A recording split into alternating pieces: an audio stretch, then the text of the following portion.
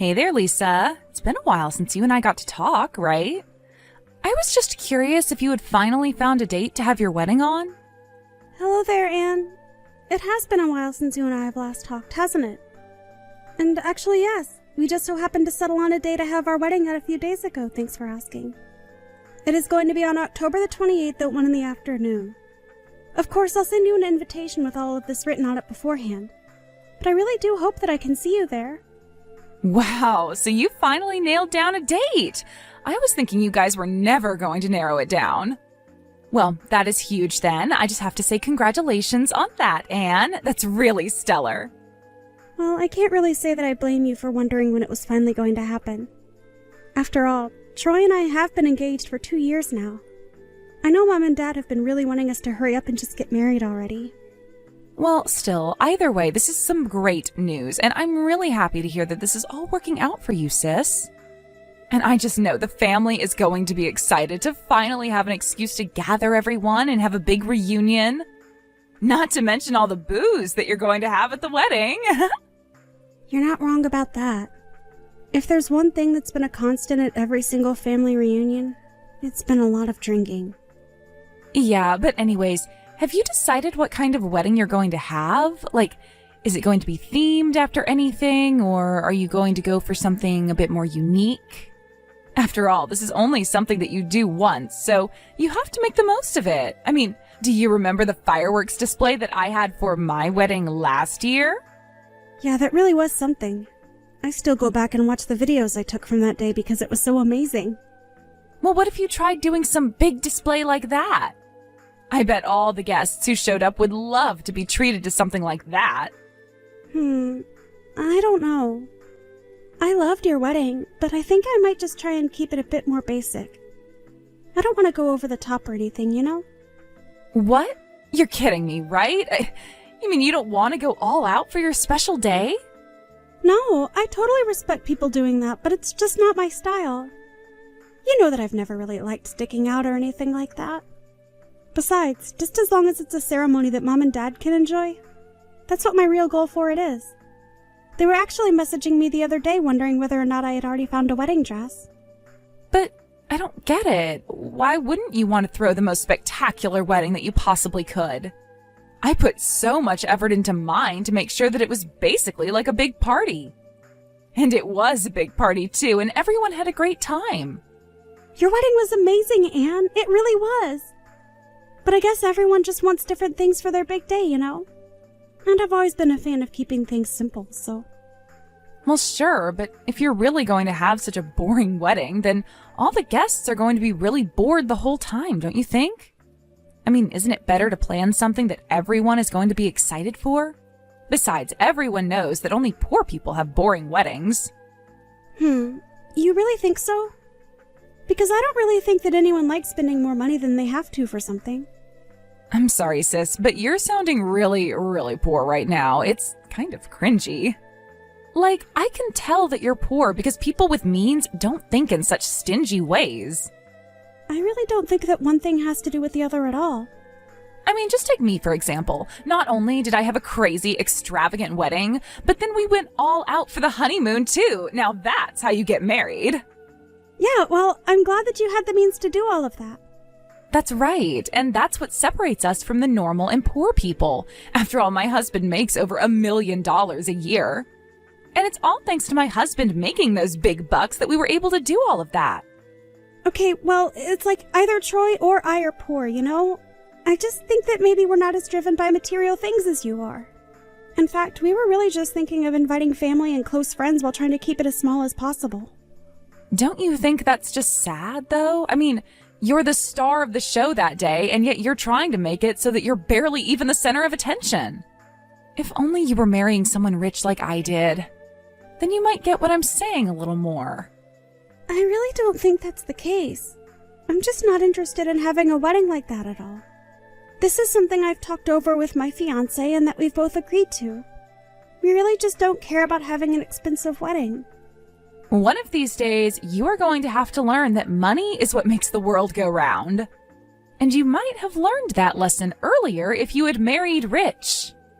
We may look alike because we're sisters, but you and I are actually complete opposites. Okay, well, I really don't want to be talking about the budget of our weddings anymore. I mean, you had your wedding, and it was great. I'll have mine, and it'll be great too. Can't we just agree on that? I'm sorry, but now if my wedding is great, then your wedding is going to be a boring drag that people will be falling asleep through. I really don't want you to compare my amazing wedding to this lame show that you're trying to put on. Can you at least make sure the food is good then? Sure thing. I can do that at least. Were you going to be bringing your husband to my wedding? Of course we're both going to show up there. I know that my husband is busy with all his enterprises, but I asked him to set aside some time for this a while ago. Well, I'm sorry that it took us this long to get a date down, but hopefully he's ready to take the time off. Anyways, when we have them printed, I'll send you the invitations. And tell your husband we look forward to seeing him there too. Lisa, are you there? It's just awful. Things are really bad at the chapel. Things are bad? Well, what do you mean? What is going on over there? The wedding is about to start. I know, but this crazy lady burst into the wedding and now she won't leave. A crazy lady? Well, what do you mean? Does she know anyone there? Who is she? What is she doing? Is she bugging the other guests or something? I don't know who she is at all, but she keeps running around the chapel yelling cheater and homewrecker. The staff are here trying to corral her into a corner, but it's a serious scene over there. What does that mean? Why would she be shouting those things at my wedding? I don't get it. I have no idea. Someone tried to talk her down, and she just kept going on about how we were all here for a cheater's wedding. She even demanded to see the bride-to-be. But that would mean that she's talking about me, right? I mean, I don't know what she's talking about, but I guess that would be you. So this lady is calling me a homewrecker? I don't get it. I haven't done anything like that in my life. Seriously, what is going on? Who is this person? I have no idea, but they are seriously crazy, and someone needs to be here to deal with this person. She is super scary, though. She's got that crazy glint in her eyes, you know? Lisa, for your own safety, I think you should get out of here right now. You have to run away from your own wedding. So you're telling me all the ruckus I was hearing from the changing room was this person, then?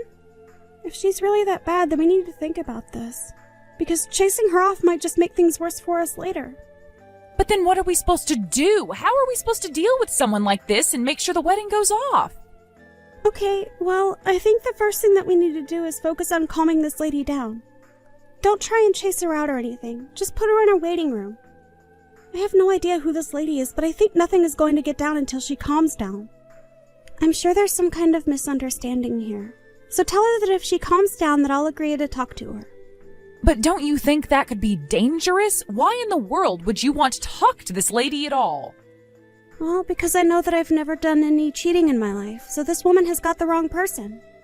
I have no idea why she thinks that I'm the woman she's looking for. But I want to explain to her that it's not me and that she needs to forget all about what she's doing. I really think that this is a bad idea, sis. I mean, don't you think it would be just easier to chase her away and make sure she never comes back? Just leave this to me, okay, Anne? I've dealt with similar situations in my line of work, so I'm used to this. I suppose that's true. I sometimes forget that you're a crisis counselor. Well, I am. And in my experience, chasing people in this mindset off without trying to calm them down can often be the most dangerous thing to do. Especially for the distressed person. So let's just calm this woman down and then I'll go and talk to her. Well, okay. If that's really how you want to handle this, then I'll tell the staff that. It'll be fine, Anna. I'll just make sure that I have someone with me when I go to talk to this woman. I really am sorry to drag this out like this. Also, has anyone been hurt? There haven't been any injuries caused by this woman, right?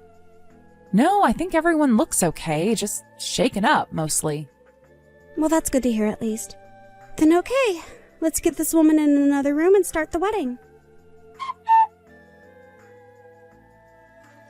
Hello there, Olga. I was just curious if you settled down. Yes, I've calmed down, and I just wanted to say how sorry I am about earlier. I guess I just got excited and started seeing red, and the next thing I knew, I was in this room. Well, that's okay. The good thing is that you didn't hurt anyone and you're perfectly safe where you are. How can you be so calm in a situation like this? I mean, I ran into your wedding, caused a scene, scared everyone. I'm just amazed you even want to talk to me. Well, I just couldn't bring myself to throw you out without hearing your reasoning for doing all of this. Would you mind telling me exactly what brought you here today? By the way, I'm talking to you through text since I think everyone else here at the wedding basically insists that it was safe this way. I know, but even giving me your number like this, don't you think that that's risky, too? I know that you were causing a scene, but I'm not sure if that alone makes you a dangerous person. After all, you didn't really break anything and nobody was hurt in the end. In fact, I think you were trying to make sure that you didn't hurt anyone. And so I just can't call someone with that much forethought and consideration a dangerous person. But I just don't get how you're so calm right now. You must have some idea by now of why I came here, but I am sorry for causing that scene I did. I can't forgive my husband for cheating on me the way he did. Well, I suppose the calmness just came with my job. After all, I am a counselor by profession. So I guess I'm good at keeping my cool while others are going through crises of their own, even if I have my own crisis going on as well. And I wouldn't call this a crisis, but I do have a lot going on right now. Wait a second, you're a counselor? You mean that you're not a housewife? No, ma'am, I'm not a housewife. And as for cheating, well, I can't think of any time that I've ever slept with someone who I knew was already in a relationship. But that can't be right. I have proof that I gathered as far back as 6 months ago of you and my husband. I have photos and everything. I see. Well, do you mind if I ask just where these photos were taken? They are from different spots, all where you two were going out on dates together. It's clearly you in the photo. There's no doubt about it. You're wearing a really nice designer skirt in some of them. An expensive skirt, huh? Would you mind giving me a moment? Also, just a quick question. In the photos, was my hair brown? Yes, your hair was brown in these photos. Well, I think you should know that I don't have brown hair. And my hair is rather black. And since I have sensitive skin, I've never dyed my hair. I'm sorry, but just saying that isn't going to make me believe you. You still could have dyed your hair black or something. That is true. But I am telling you that I've never taken part in any affair at any time in my life. That I swear to you. But even if that were true, my husband still cheated on me. I have the photos. That may be true, but I am only trying to tell you that you've got the wrong person. It isn't me in those photos. But after hearing your story, I think I might have an idea of what is going on here. Basically, you were looking for a housewife with brown hair and an expensive taste in clothing, right? I suppose so, when you put it like that. And the woman is also someone who looks strikingly like you. But are you telling me there's someone out there who fits that description? That is exactly what I'm telling you. Wow, that was a real mess, but at least the wedding is finally over, so congrats on that and on finally being married. I have to say, though, that wedding was a lot more lively and exciting than I thought the original was going to be. I mean, who would have ever expected all of that to happen? By the way, what did you end up doing with that crazy lady? Well, I talked to her, that's all. I still can't believe that you would even go so far as to do that for her. I really think that you should have just kicked her out without giving her the time of day. I understand that, but the woman was quite distressed and not for no reason either. I just knew that her and I had to talk so that I could try and calm her down and explain to her how she was mistaken. And I think the woman actually got a lot out of our conversation. You think that crazy lady was listening to anything that other people were telling her? I don't know. I think she just wanted attention. But hey, you insisted on talking to her, and you did, so more power to you, I guess. Sorry, you're still missing all the important details here. What we talked about was this affair that had upset her so much. In fact, we even agreed to meet up outside the wedding and chat about this again. And we're going to have the cheating woman herself there, too. Wait a second. You mean that you were the cheater that the lady was screaming about? No, Anne. It wasn't me that she was looking for. It was you. You were sleeping with this woman's husband and she mistook me for you. Wait, what? Are you crazy? I haven't slept with anyone's husband. Please, why even pretend to play dumb about this right now? I already know the whole truth. There is no point in hiding anything. Wait a second. You aren't going to tell me that you really think I was sleeping with some lady's husband, do you? Or is this your way of trying to accuse others of a crime that you committed? No, it's not either. It's just a fact. You were sleeping with Olga's husband. The haircut, makeup, build, face. It was all you. You have some real nerve sleeping with my husband, you rat! Wait, Lisa, is that you? Why did you start talking to me like that? It's not Lisa, it's Olga. You know, the wife of the man you were having your affair with? You mean this is the crazy lady that barged into my sister's wedding? That's right, the very lady. And let me be the first to apologize for the scene that I made earlier today. But I only hope that my actions showed just how desperate of a mental state I was in. I had actually been in the hospital. I was so shocked to find out that my husband was cheating. And so what? What does this have to do with me? It sounds to me like you were looking for my big sister, not me. I think we both know that isn't true. You see, your sister explained a lot to me during our conversation, and she also explained how often you two get mixed up for each other.